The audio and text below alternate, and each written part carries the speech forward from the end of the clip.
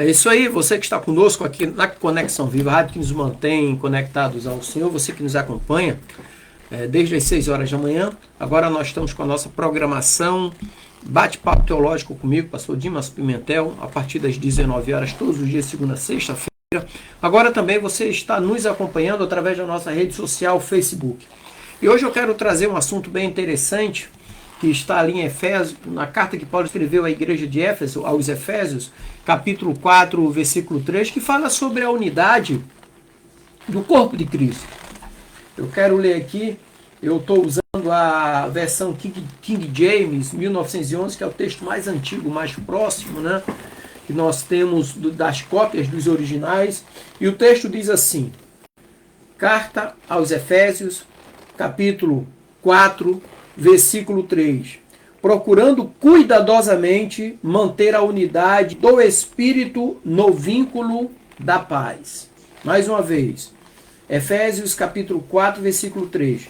Procurando cuidadosamente manter a unidade do Espírito no vínculo da paz.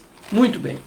Imagina uma orquestra magnífica, onde cada músico toca seu instrumento com maestria, cada um contribuindo para a sua sinfonia harmoniosa. Agora pense na importância de cada instrumento, de cada músico, e como a ausência de um só instrumento pode comprometer toda a harmonia. Assim também é o corpo de Cristo, uma unidade que precisa de todos os seus membros para cumprir a sua missão. O nosso corpo foi projetado por Deus, nossa mão foi projetada para ter 5 dedos, olha. Eu fui militar e o militar ele manuseia armamento, tanto arma longa de proteção coletiva como arma de porte pequeno de proteção individual. E é fundamental que ele tenha todos os dedos das mãos, principalmente esse e esse aqui, ó. Os outros servem para segurar a empunhadura no cabo, esse aqui para puxar o gatilho e esse aqui para controlar o cão. Então cada um tem sua função. Então hoje nós iremos explorar o significado dessa unidade. Por quê? Porque ela é vital. E como podemos, né, vivê-la de forma prática e autêntica? Como nós podemos viver essa unidade? Então, antes de tudo, nós vamos entender o momento em que Paulo escreve aos cristãos de Éfeso e o que Deus deseja revelar sobre a nossa união em Cristo. Então vamos lá. Contexto histórico-cultural da situação.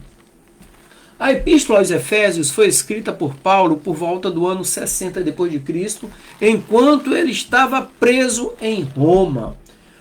A maioria das cartas de Paulo foram escritas no momento que ele estava preso em Roma.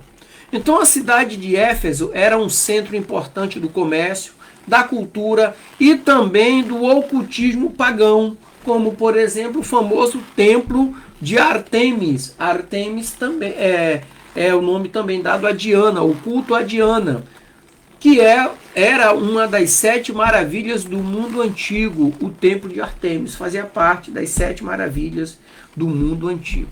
Então, nessa cultura, que era uma cultura pluralista e fragmentada, a igreja de Éfeso enfrentava o desafio de manter a unidade entre judeus e gentios, que traziam tradições religiosas e valores diversos.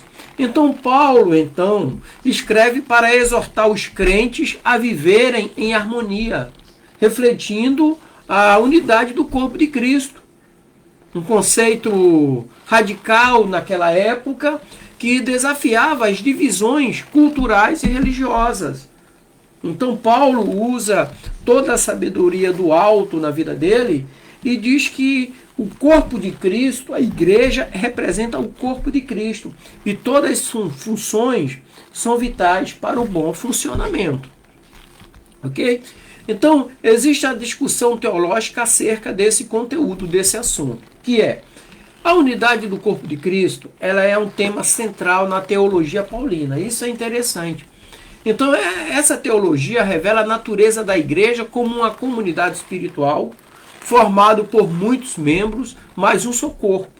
Então essa união, ela é fundamentada na obra redentora de Cristo, que derrubou as barreiras culturais de hostilidades e criou uma nova humanidade redimida, né, em Cristo Jesus, que está narrado ali em Efésios capítulo 2, versículo 14 ao 16.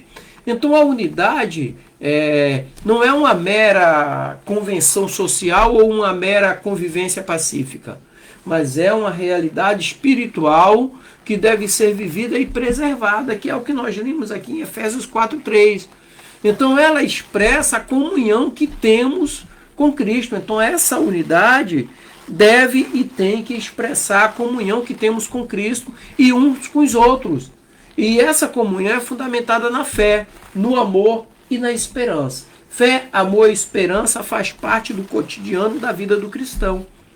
Então o texto que nós lemos diz assim, Efésios 4:3, lembrando que eu estou usando a Bíblia King James, na versão 1611, diz assim, procurando cuidadosamente manter a unidade do Espírito no vínculo da paz. Então a palavra procurando aqui do grego é espoldazo.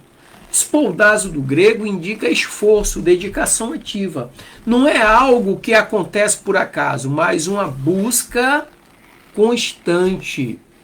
E esse manter, guardar, que é o terel, significa proteger, preservar, manter íntegro, sugere a unidade, que é algo frágil, que precisa ser cuidadoso. Então, se deixar algo sozinho, ele é frágil. Um exército não é formado por um soldado, é formado por vários soldados, e cada um tem sua função importante.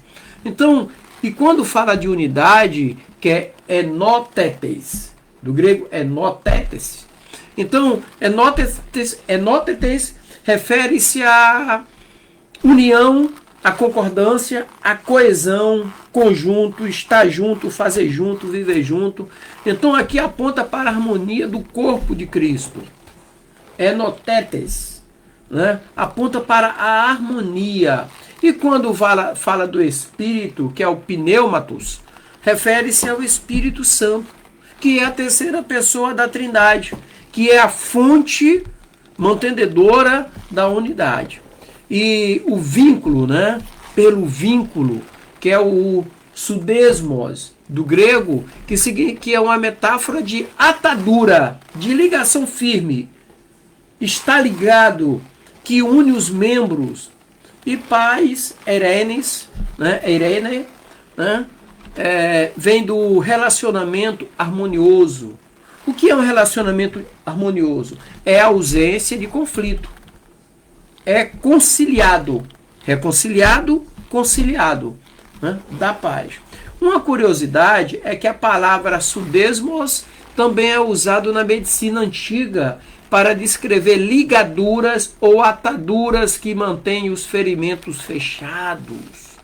Então, quando fala pelo vínculo e usa esse termo sudesmos, está falando que é atadura para manter ferida fechada, ferimento fechado. Reforça a ideia de uma união forte e protetora. Quando nós lemos ali em Romanos 12:5, que diz assim, assim nós que somos muitos, somos um só corpo em Cristo, e individualmente somos membros uns dos outros. Um membro serve ao outro. Isso é interessante. E na primeira carta que Paulo escreveu aos Coríntios, capítulo 12, do versículo 12 ao 27, ali nos fala da diversidade de dons e a necessidade de união do corpo em Cristo Jesus. Como também em Colossenses capítulo 3, versículo 14, que diz assim, e acima de tudo, revestivos do amor, que é o vínculo da perfeição. Então essas passagens que nós lemos aqui reforçam que a unidade não anula a diversidade, mas a valoriza e a integra pelo amor e pelo Espírito. Forma um conjunto pelo amor e pelo Espírito que passam a andar juntos, a fazer coisas juntas e a participar juntos, em conjunto. Na história da igreja, quando nós estudamos a história da igreja, temos exemplos de movimentos que promoveram a unidade, mesmo em meio a diferenças culturais e teológicas. Um exemplo disso aí é a igreja primitiva. que, apesar de perseguições e divergências, buscavam manter a comunhão em Cristo. Outro exemplo é o movimento ecumênico do século XX, que buscou unir diferentes traduções cristãs, buscando e promovendo diálogo e cooperação, refletindo a busca pela unidade do corpo de Cristo. Então, quando houve grande avivamento no século XIX e no século XX, denominações que tinham diferentes doutrinas se uniram naquele momento, formando um corpo. E quando a gente fala em formar um corpo, a unidade da igreja, isso está apontando para Cristo. Porque a unidade do corpo de Cristo aponta para a obra redentora de Jesus. Qual foi a obra redentora de Jesus? Ele reconciliou judeus e gentios, formando um novo povo. Então Jesus é o cabeça do corpo, Colossenses 1,18. E a sua obra de reconciliação é a base da nossa unidade. Jesus nos reconciliou com Deus e tornou um povo, a nação santa, a raça eleita, no corpo, cujo cabeça é o próprio Jesus, é o próprio Cristo. Então, quando nós olhamos para Cristo, nós percebemos que a verdadeira unidade só é possível através da graça, do sacrifício. Então, o sacrifício de Jesus é o exemplo de amor sacrificial. Simples assim. Agora, pastor Dimas, está muito bonito, é muito bom isso aí, tudo que o senhor falou, mas como que nós podemos aplicar isso no nosso dia a dia? Como vai ser a aplicação prática disso aí? Primeiro ponto, viva a unidade com esforço consciente. Como assim? Buscando a paz e a reconciliação em suas relações pessoais, principalmente na família e na comunidade. Segundo ponto, valorize a diversidade, reconhecendo a riqueza que diferentes dons trazem ao corpo de Cristo, ou backgrounds, traz ao corpo de Cristo. Cada um tem uma função, mas que todos juntos, agindo, se tornam mais fortes. Terceiro ponto, proteja a unidade com amor e perdão. E isso evita divisões e fofocas. Pessoas maldizentes, pessoas falando mal umas das outras. Se a minha mão direita não fala mal da minha mão esquerda. Meu pé direito não fala mal do meu pé esquerdo. É um corpo. Quarto ponto, busque o Espírito Santo como fonte de unidade para cultivar a comunhão diária com Deus. Muitos não conseguem ter a comunhão diária com Deus porque falta o Espírito Santo na vida. E o último ponto de aplicação prática é: seja um agente da paz. Promova a reconciliação onde houver conflito. Promova. Busque isso. Então eu quero, nesse momento de nosso bate-papo, nesses 15, 20 minutos, dizer para você que a unidade do corpo de Cristo não é uma opção, é uma necessidade para que a igreja cumpra a sua missão nesse mundo, que é pregar o Evangelho. Pregar o Evangelho é viver o Evangelho. A melhor mensagem do Evangelho é a nossa vida. Simples assim. Paulo diz assim, sede meus imitadores como eu sou de Cristo, porque ele estava vivendo o Evangelho. E ele diz, hoje eu não vivo mais, mas Cristo vive em mim. A vida dele era a pregação do Evangelho. Amém, queridos? Então que Deus te abençoe, te dê uma noite de segunda-feira alegre, abençoada e próspera em nome do Senhor Jesus. Graça e paz. E para você que